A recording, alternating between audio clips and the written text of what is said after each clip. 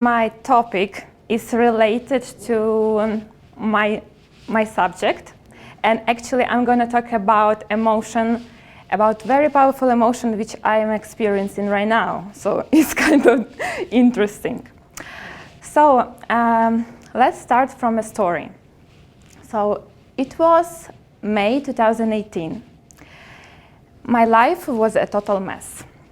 I was a student of American Study Center in Warsaw University, and I was just finalizing my second year of university.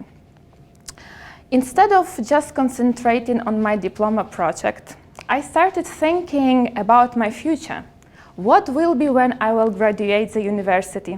What I'm gonna do? Whom I will become? These feelings, these thoughts just make me so overwhelmed. So I decided, okay, probably I need to find a job. And I started to applying for every single open positions via internet. I was also asking my friend if they know any positions. So I thought maybe if I will find a job, I will actually find new inspiration and I will find a new surrounding. So maybe it's gonna be new purpose for me. So I did great. I was actually looking every day. And you know what? One day I received an invitation from CBRE. I still remember the day. Of course, I didn't know nothing about the company.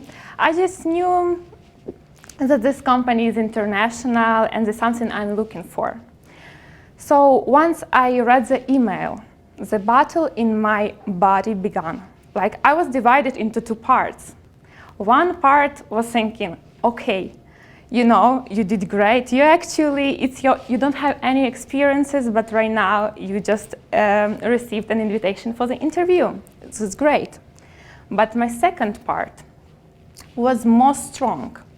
I was started to think, well, I am just finishing my master's studies. I don't have any professional experience in my CV. So how they actually can even think about me as a candidate?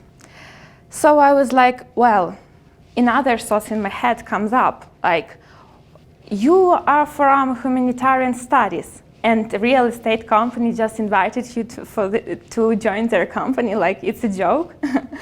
And you know, the same thoughts over and over again. I started to write a story in which I will fail, not even trying this.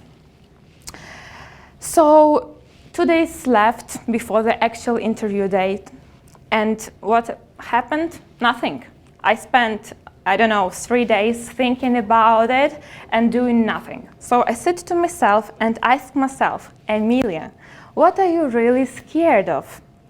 And I was like, I'm scared that I'm going there and they don't like to speak to me because maybe I'm not super professional or I'm not a best fit for them. And well, okay, but you're just a graduate student. How you can be the best fit for the company? And I was like, really? So what can I do? I sit and I write a list of things that about what they probably may ask me. So on this list was like skills of Excel, communication skills, like what I know about the company. And I had 2 days, and I actually tried to do that. I started to do quick and basic Excel trainings. I started talking to my friends and like, okay, tell me how this interview looks like, because I have no experience in it. And I was trying to get more from the people about the situation.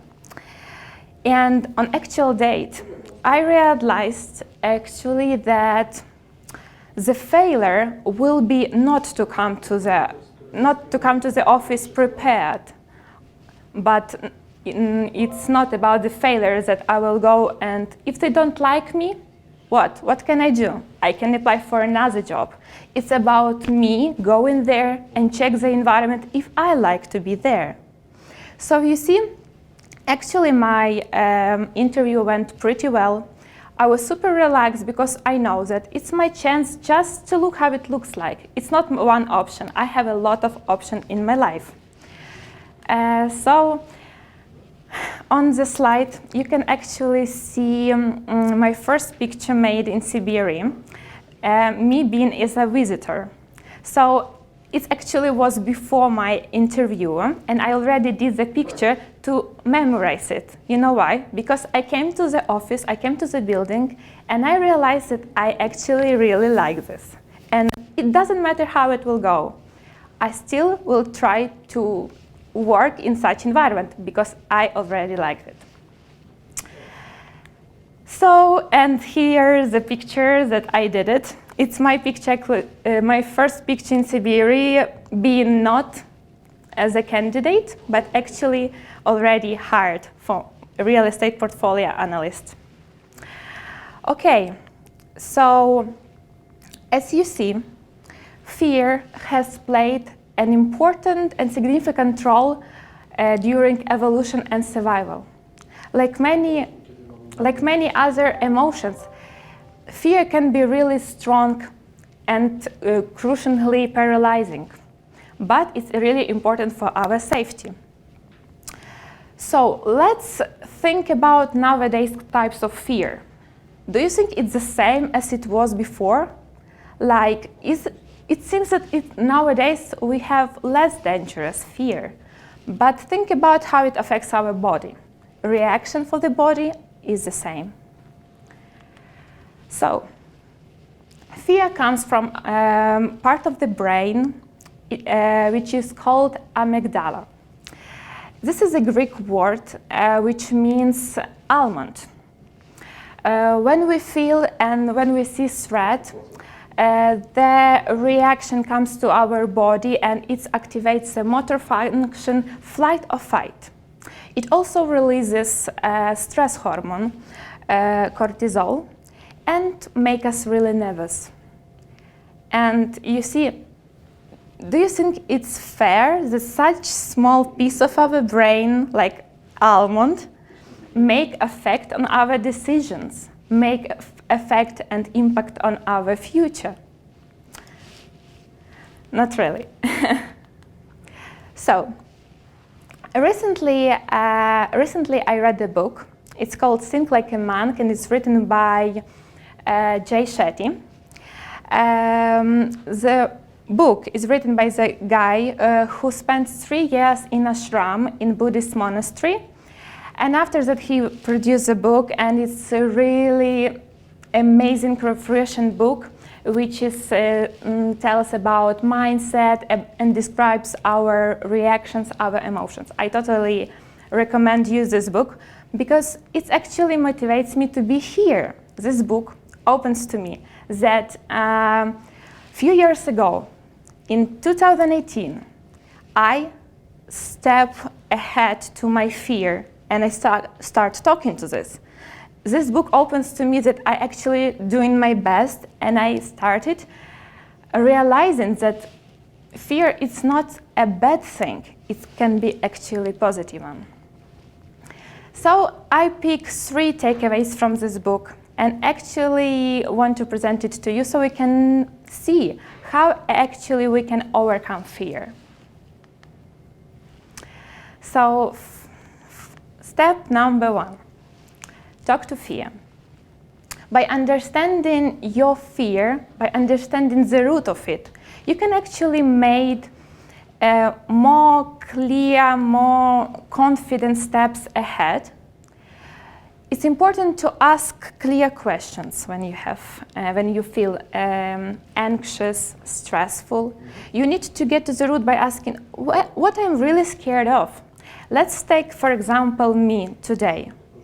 Do you think I don't have a fear of public speaking? Yes, I do. And now I overcome it because I sit with myself and ask myself, what I'm scared? Am I scared to fail in front of the audience? I was like, yeah, pretty much. But what else? I was like, probably because my English may be not so good or my pronunciation. I guess I might be really, I don't know, my body language may be incorrect. So I was like, what can you do with it? And I was like, okay, let's train. Let's record myself in home. Let's ask my, I don't know, boyfriend to watch me and tell me some suggestion what I'm doing right or wrong. And after that, it's not seem so scary anymore, right? It feels like you can do this. So now, so it's important to make fear your friend. And believe me, once you do this, when you try to build this special connection, you will feel and your self-esteem will grow. So let's move to the second step. Use fear as a warning. Does anyone actually thought that fear can be a useful tool that can help you like warn you about something, like, hey guy, you know, something may happen and it's not good. So what can you do about it? You're still under control.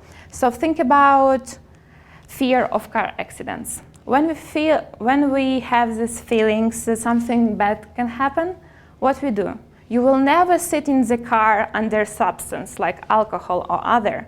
You will not talk by phone when you drive, and the same, you will never drive when you are not feeling well mentally. Another example is a fear of COVID. Yeah, let's take this as an example.